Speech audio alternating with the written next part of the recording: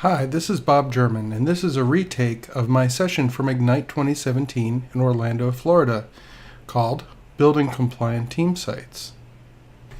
Now there's a lot of material here and not a lot of time, so I've got a companion article on my blog. Just go to this URL or scan the QR to get there. You may already be there watching this recording, which is great. In there I have details, links, and links also to related sessions from Ignite.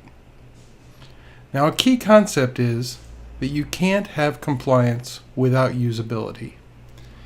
No matter how much you try and train your users, some days somebody's going to be in a hurry and they're going to skimp on those compliance steps. The only way you can ensure compliance, I would argue, is if you make it the easiest and probably the only way to complete a task.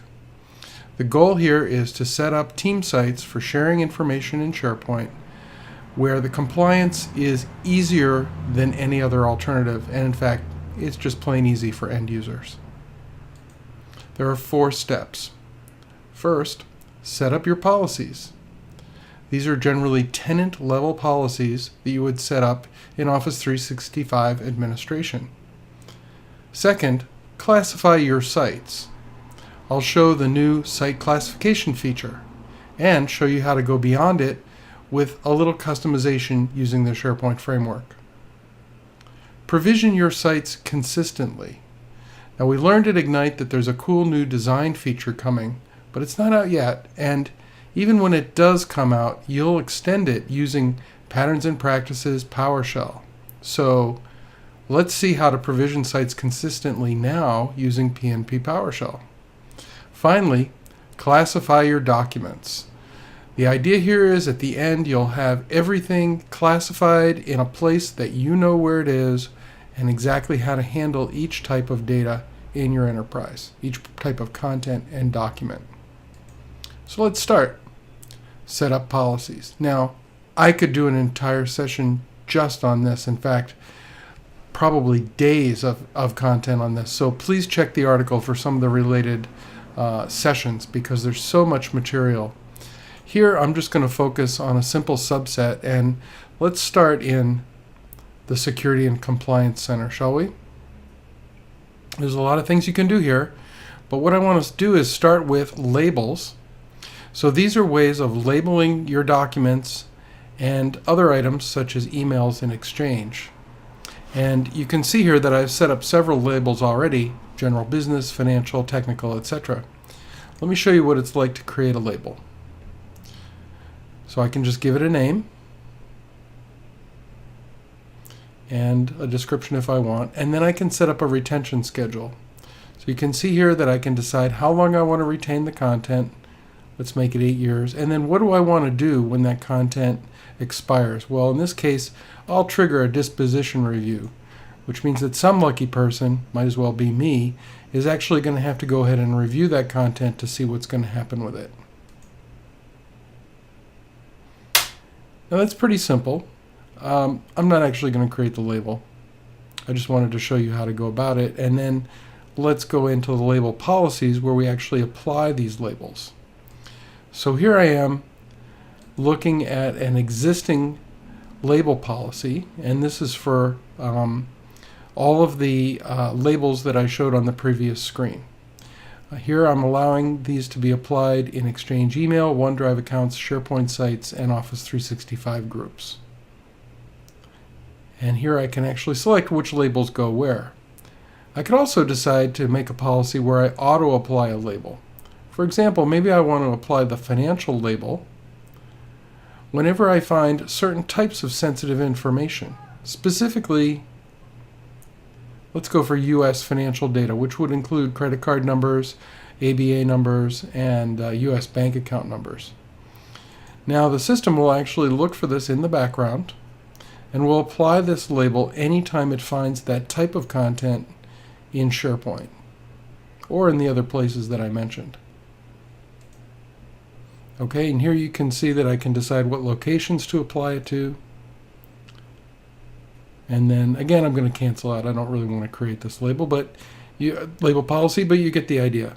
Now there's a ton of other options, including data loss prevention, For instance, here I've set up a policy which will alert me if anybody goes in and creates any content with a lot of that U.S. financial data in it. So you can see here a high volume of detected U.S. financial data. We'll notify the users and the administrators about that incident. There's also the new data governance dashboard. And boy, I'm going way too fast. There's so much detail here that I'm going to suggest that if this is of interest to you, that you actually go and view some sessions that are just on this information. This is the first step, is setting up all of these tenant-wide settings, of which I've only kind of scratched the surface. The next step is to classify your sites. So the idea here is that each site is classified and clearly marked so users know what kind of information is appropriate in that site, and so you can manage the site effectively. Now, there's a brand new site classification feature that they've just added to Office 365. Woohoo! And here are some of the PowerShell commands for setting it up. To get this to work, you need the newest Azure AD Preview module for PowerShell. And then you can come in here and set up your URL for your usage guidelines, the list of classifications, the default classification, and several other items are available. Again, there's a link to the full list in the blog article. And then the last command shows, kind of spits back the list of classifications to make sure that everything got set correctly. Once I've done that, I'll actually see the classifications on the SharePoint page when I go to create a site. So let's do it. I'll come in here and create a new site. Let's pick a team site. As soon as I give it a name, notice that it's going to go ahead and ask me, how sensitive is that data? Well, is it secret? Well, let's scroll down a little bit so you can see it. Confidential, internal, or public. Hey, those are the same 4 classifications that I used in my PowerShell. I can also set up additional owners, etc. Now, when I go to my site, we'll actually see that that classification has been applied. And you can see it right underneath of the name of the site in the heading. So the name of the site is Ignite. It's a public group. And it is labeled, it is classified as confidential. I can also go to site information and change that if I want to. But before we go there, before we actually change that, let me show you something else. Here's the deal. In my experience, most customers actually want more than one attribute for their site classification. Usually they want the location, the type of project, maybe the division. There's all kinds of things, and I'll give you some examples right after the demo. But in order to handle that, I actually wrote a little web part using the SharePoint framework, and here it is. So in this case, because I didn't actually set the classification, which is stored in a hidden list, I'm actually going to have to do that using the web part. So if I update this, it'll let me pick which division, which project, and which location. And what I found is that there's really no consistency. Every company has a different set of things that they want.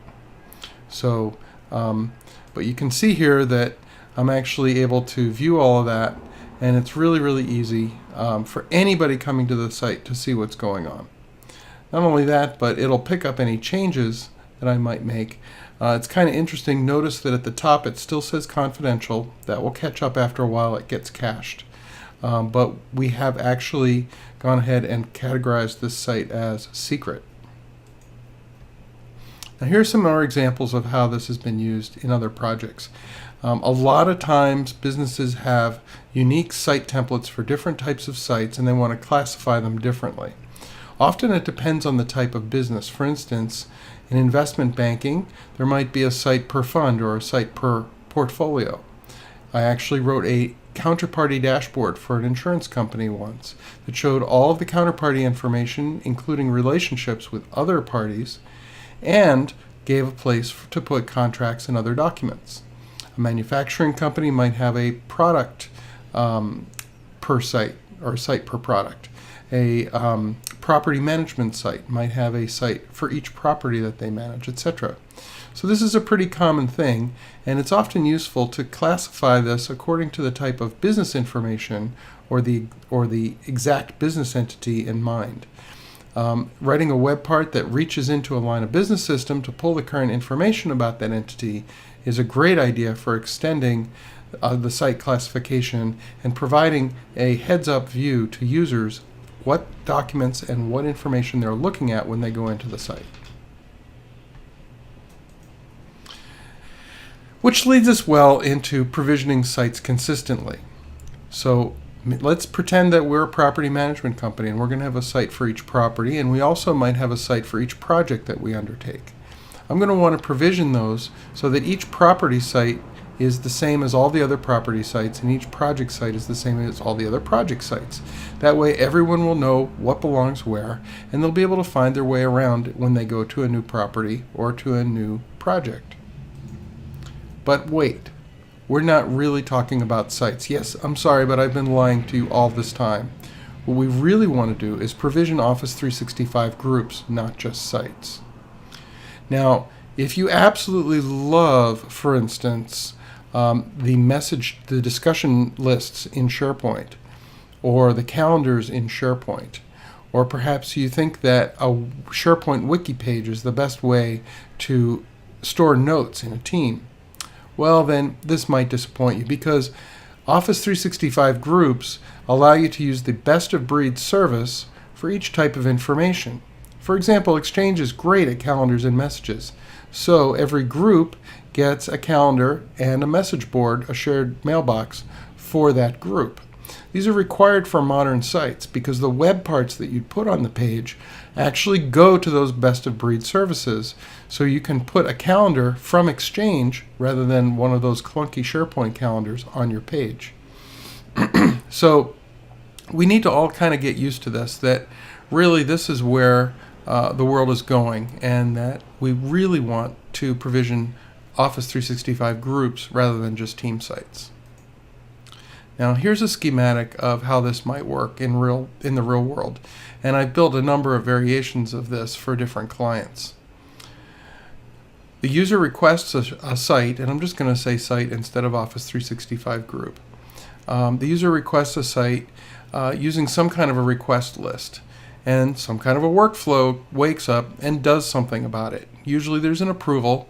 It may also decide, based on the type of information the user is going to store, it may decide to, for instance, put that on premises or in the cloud, or it might decide to use a different template, in quotes, which ends up being a different PowerShell script to provision that site. Then there's a remote timer job that periodically reads the request list and looks for site requests that have been approved and that haven't yet been provisioned. And then it goes ahead and calls some PowerShell along with the PNP provisioning engine to actually provision the site. So you can see here kind of the steps. The users request the site, the workflow handles the approval, the remote timer job looks for sites to be created, and PNP actually provisions the sites. This is a great scheme. You just want to make sure that the workflow, only the workflow and not the end users who are requesting sites, can set that approval state. I've done this using the built-in approval mechanism inside of SharePoint lists. I've also done it using two lists where only the workflow can write to the second list. It's your choice, but just make sure that it's secure. As of now, it's finally possible to fully automate the provisioning of modern sites in SharePoint. This is fairly recent. There's a couple of things such as the tenant scoped SharePoint framework features that make this possible. It wasn't fully possible until recently. The Patterns and Practices library is your friend, and I'll show you that in a minute. Now, what are these tenant scoped SharePoint framework features? Well, one of the things that really wasn't possible to automate was the consent form. In other words, you install a SharePoint framework solution and it wants you to consent to give it permission to do things. That requires a human being, and it's not able to be automated. But with tenant scoped SharePoint framework features, you can install that thing once at the tenant level and it will automatically show up in every site. So any web parts in that SharePoint Framework solution automatically get deployed to every site collection in the entire tenant. Extensions, things like headers and footers and custom rendering, those things are available in all sites as well, but you still need to use a custom action to provision them. The caveat here is that if you wanted to provision, say, a list or a column in a list or something using the feature framework, you can do that in a regular SharePoint Framework solution. The idea is that an administrator on the site is going to go ahead and install that, and that will activate, that will use the feature framework to do the provisioning. That's not going to work here. So that means that your remote provisioning using PNP PowerShell or what have you is going to have to provision any content that your solution might need. Or your solution could actually do it if you're reasonably sure that the first user who comes along and needs it has permission to do it. You can actually provision this inside of your code, inside of your SharePoint Framework web part or extension. So let me show you how to turn that on. Inside of my SharePoint Framework solution, I'm just going to go to packagesolution.json, and there it is. It's skip feature deployment. I just have to set that to true, and that turns on the tenant scope feature. So let's go ahead and look at this. I'm going to go ahead and create a new site, and I'm not going to do this in a script. I'm going to keep it simple and show you interactively how to do it. Of course, all this could be placed into a PowerShell script, which could be called from some background job. So the first thing I do is connect to the Microsoft Graph, and it's going to prompt me for a username password. And then I'm going to go ahead and do a new PNP unified group, which will create the group. I'll give it a name, the group meaning a site, right? I'll give it a description.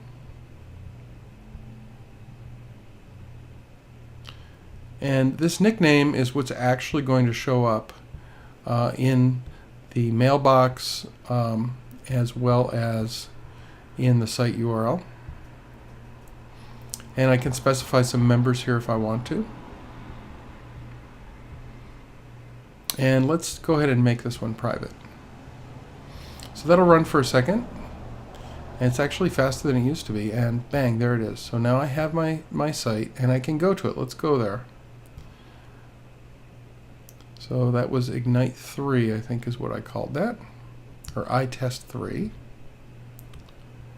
And so there it is, and what we have is a new modern team site right out of the box. Kind of boring. So let's go ahead and customize it. I'm just going to show a few things, but I'm going to go ahead and connect to it with PNP Online. And again, I'll type that same URL,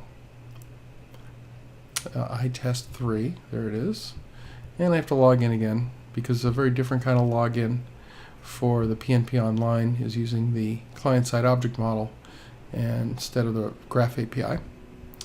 And now what I'm going to do is I'm going to go ahead and add a client-side page section. So when you're editing these pages, you know how you can go in and make a 2-column section or a 3-column section or a 1-column section, those sorts of things. Well, here I'm doing that with PowerShell. So let's go ahead and just make a 2-column section on the page called home.aspx. Now on the left column, I'm going to go ahead and put a newsfeed web part. So that would be default web part type is newsfeed. And the page again is home.aspx. And now I need to tell it which section. We start the numbering at 1, and which column. That would be column 1 is the left column. Now in the right column, I want to go ahead and put my little classification web part that I showed you earlier. So go ahead and do that. And this time the command is a little different. The component name. Now this got pushed out to every site, so all I have to do is put the web part on the page. And I'm going to say I want this one in column 2, and I forgot the page name, so go ahead and fill that in. All right, let's check it out. Come back here, hit refresh, and instead of that generic site, I'm going to get those 2 web parts. Now, I still have to classify the site using this kind of manually because I didn't do that in the PowerShell. If I had a little bit more time, I would show some more commands, but it's all really well documented up on the PNP PowerShell repo, which again, there's a link in, you guessed it, in the blog article.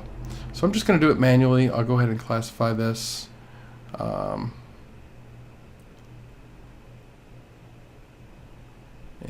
it should come right up, and bang, there it is. Nice and easy to see that this is confidential and which project and location, etc. The next thing I want to talk about is curating your content with remote timer jobs, and this leads us into the topic of document classification. So this is a huge, an extremely powerful feature that's in the PNP collection of assets. This is the remote timer job framework. This isn't all that useful for the site provisioning sample that I gave you at the beginning, but it's super useful for any kind of content curation where you want to actually go and visit each site and do something with the content inside of there. It runs outside of SharePoint, and the framework handles all the authentication and site traversal and multi-threading. So you can say, please go through all the sites that match a certain wildcard, run 5 threads so that we're actually doing it in parallel on 5 sites at the same time. And it's going to go ahead and call your code and hand it a CSOM context for each one. So the beauty of this is that now I can go ahead and just really focus on what I want to do in each site. And the framework is going to take care of all that extra housekeeping for me. So here's an example, actually written by my colleague Julie Turner, that actually goes in and sets up the content types in each site. And this points out a little bit of an issue or a little bit of a wrinkle, I guess, in site provisioning. Everybody knows that, maybe not everybody, but a lot of people know about the Content Type Hub, which pushes content types into your site. Awesome feature, but it kind of doesn't quite close the deal. It pushes the content types into your site, but it doesn't push them down into your document library. The problem is I can't really do that when I'm provisioning my site because the Content Type Hub hasn't run yet. So I actually have to wait for some undetermined amount of time to finish the job of pushing the content types into the document libraries. Now I want to use the Content Type Hub because I'd like to be able to push out updates to my content types centrally. It's a very powerful feature, but I need to go in and update every site and make sure the document libraries have all the content types connected. So that's what this little remote timer job does. Let me show you. I'll go into my document library, into the library settings, and when I go down, you'll see that this is just an ordinary library. I don't even have content types turned on. Okay, it's completely standard. So now I'm going to manually run that remote timer job. Now normally this would be run by some kind of a background task, such as a Windows task or a web job in Azure or an Azure function. There's a lot of ways I could run it. It's just a console application. Notice that it found my site and it went ahead and applied some content types. So if I hit refresh, you can see now that the content types have been enabled and it added those 2 additional content types to my library. It's also possible to set the default by simply changing the order of the content types. With that done, we're ready to classify our documents. Remember those labels we set up? We'll be using them here. So let's go ahead and get started. Go into Documents, and here's some documents, and notice that they're all set to General Document because that was my default. So I'm going to go ahead and set one, and notice that now I can come in here and choose a label. And there's those 4 labels that I set up before. We'll make this one a technical document. All right, now the thing that I found is that a lot of times users really don't understand content types. And so if you want them to classify the documents further using content types, they might need a little bit of help. So I've got a couple of SharePoint framework extensions going here. One of them you can see is the heading confidential, this content is confidential, and the footer that gives me the project and the division and the location. So that site information is now being brought into every document library, which is certainly handy. Now let me go ahead and classify these two documents as, or these three, as reports. Right, so I've just gone ahead and added a little menu option that will go ahead and flip these to be reports. And you can see that that worked. So really simple. Let me just quickly show you how to set the default label. It's here in the, it's here under Apply Label to Items in this library. And I can just go ahead and set the default and decide if I want to apply that to the existing items. So, a lot of information, a small amount of time. Just to quickly review, the big steps for building compliant team sites are 1. Set up your policies. 2. Classify your sites. 3. Provision those sites consistently. And 4. Classify your documents. A lot of thought and checking with stakeholders is involved in actually determining what the policies and classifications should be. But I hope this talk gets you started in actually implementing those classifications and policies when you're ready. Again, please check out my blog article, and thank you so much for watching.